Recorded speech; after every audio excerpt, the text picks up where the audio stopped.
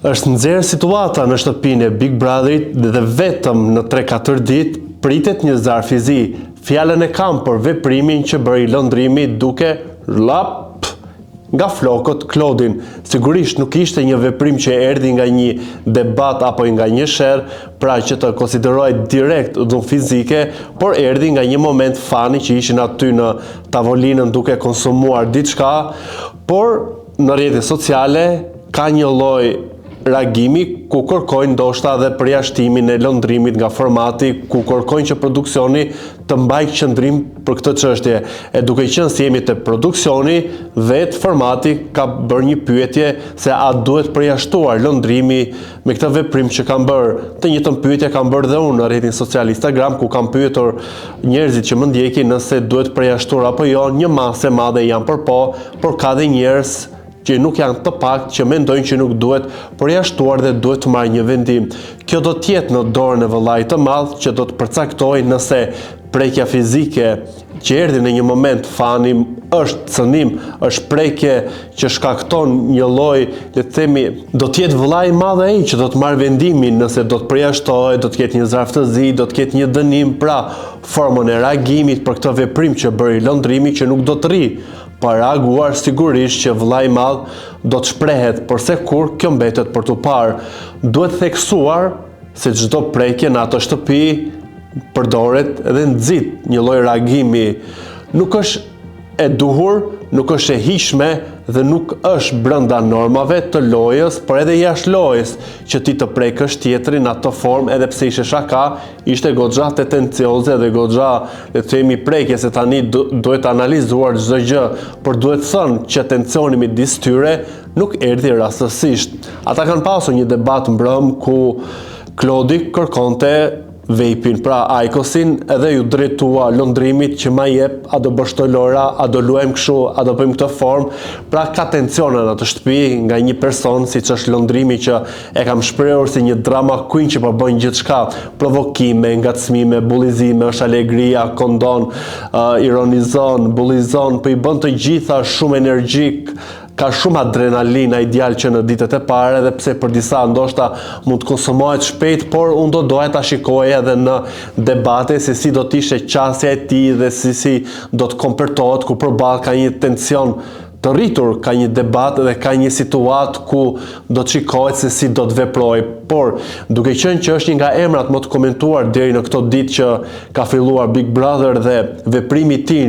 nuk ka kaluar në heshtje dhe nuk do të kalojë në heshtje, mbetet për të parë se çfarë vendimi do të marrë vllai i madh. Nga ana tjetër, një nga situatat që po komentohet është edhe raporti që Alba ka në shtëpinë. E kemi parë të konsumuar në Ferma VIP, e kemi parë të konsumuar në Përputhen, dhe për mendimin tim, një personazh që ka qenë kaq shumë prezent në media me lojra dhe ka treguar veten, nuk mund të ketë një anë të patreguar. Por çfarë po bën Alba? Alba po ju gatuan mëngjes pra për të bërë një lloj nëntereze, por nga ana tjetër po përdor Benita si një lloj karremi për të testuar dhe banorët e tjerë. E bëri fillimisht me Elionën, ku Benita kishte një lloj konfortimi që për mua më duk absurd, pasi tha, shiko se ti ke diçka personale me mua. I tha Benita Elionës, se sigurisht që Eliona është një vajzë 18 vjeçe që ka marrë vëmendjen e banorëve, ka marrë vëmendjen e rrjeteve sociale dhe po shikohet që po tenton të krijojë një lloj kimie sa me Edin që për disa ajo janë nxjerr atë anën e mirë, atë anën e butë që Edi nuk e tregon shumë në shtëpi pasi është shumë arrogant, shumë macho, dhe nga ana tjetër ka një lloj flirti edhe me Tonin që tregoj që është babai 2 fëmijëve, këta nuk i kishte treguar, pra është shumë interesante se si një personazh si ai që duket si fëmijë me atë fytyrën angjëllore është babai 2 fëmijëve, një vajze 12 vjeçare nëse nuk gabojnë atë që ai shprehu dhe djali 9 vjeçar, e ndërkohë vetë Toni ka një lloj kimie me Bian, pra të gjithë banorët po qarkullojnë me njëri tjetrin, po krijojnë raporte, por Alba është bërë mistreci i shtëpisë që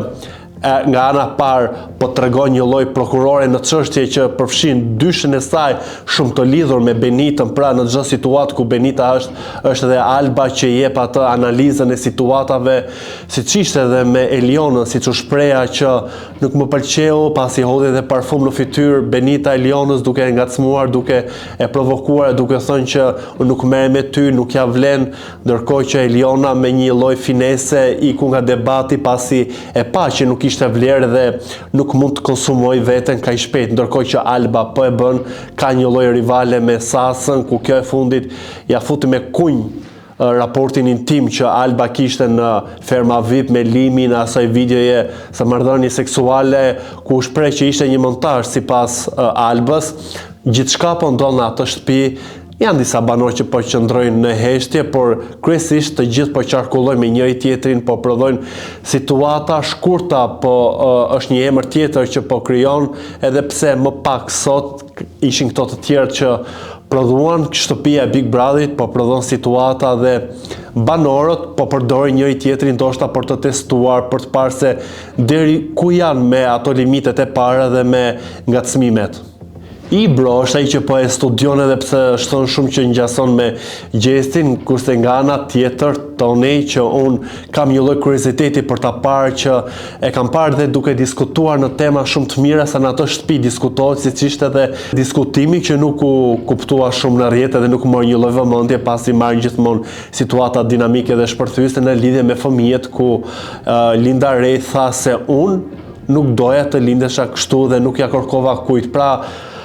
është një temë shumë e gjerë dhe do doja që edhe banorët i trajtoni më shumë dhe të kishe edhe një lloj përhapje të mediave, të portaleve për t'i dhënë më shumë për të kuptuar kuptimin e banorëve që kemi dhe jo vetëm të shikojmë polemika, drama, thumba, bullizime, qeshje për qeshje, siç bëri edhe londrimi me Betinën që i përmend gjithmonë Bugatti, këngën e saj që po ja bën virale, ka një lloj fije tendence që të bullizojë dhe është thënë që njerëzit që bullizojnë më së shumti që kanë këtë qasjen për të prekur tjetrin, kam qenë vetë të bullizuar dhe këtë gjë e shfaqin dhe marr një lloj kënaqësie. Është bërë një çorap shtëpia e Big Brotherit me të gjitha situatat ku banorët tregojnë veten nga dita në ditë dhe ku nuk mungojnë dhe prekjet, një lloj erosi, një lloj kimie që po kërkojnë banorët të arrijnë me njëri tjetrit. Do doja të dija dhe mendimin tuaj për të gjithë këto situata dhe për të gjithë këto çështje, por më kryesorja është që t'i bëni follow dhe t'i bëni subscribe kanalit ton Kuajo në YouTube.